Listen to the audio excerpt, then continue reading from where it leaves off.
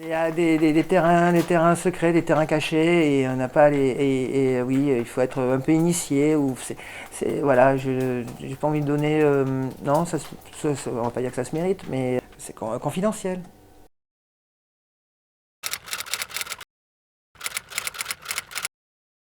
J'ai j'ai fait plusieurs activités ou plusieurs manifestations artistiques dans ce lieu. Ça a été autant un cinéma de quartier clandestin, comme un parcours d'agility pour chiens en invitant les clubs canins, soit une manifestation de hip-hop pendant 24 heures en invitant toutes les banlieues. Pour la partouze, c'était donc aucun angle droit dans l'appartement. J'avais mis un écran synthétique à 1 mètre du sol, donc je projetais des films de cul sur l'écran. Donc les gens se parlaient avec le film projeté sur leur tête. Après, il y a eu un labyrinthe, et après un vrai backroom tenu par un Nantais qui est assez connu sur Nantes, qui a fait ça, qui avait mis ça en place. Tout parfumé à la vanille, voilà.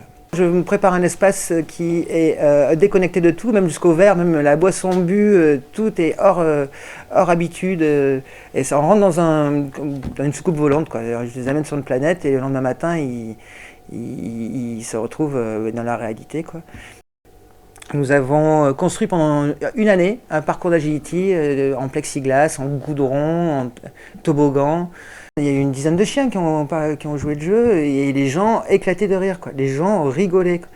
Actuellement, j'ai 100 encadrements de femmes ou de visages, de regards qui nous observent, qui nous regardent, comme dans La Cité des femmes de Fellini, où le gars se retrouve dans une salle où il appuie sur les boutons, et il entend la jouissance de chaque femme. J'ai vu que je pouvais me rapprocher un peu de ça, mais c'est pas vraiment ça. Après, oui, est-ce que je pourrais faire un magasin? Est-ce que je pourrais faire un petit musée? Est-ce que c'est un cabinet de curiosité? J'y ai pensé, mais pourquoi pas? Peut-être un de ces jours, oui, je vais entrée publique avec une flèche dans la rue.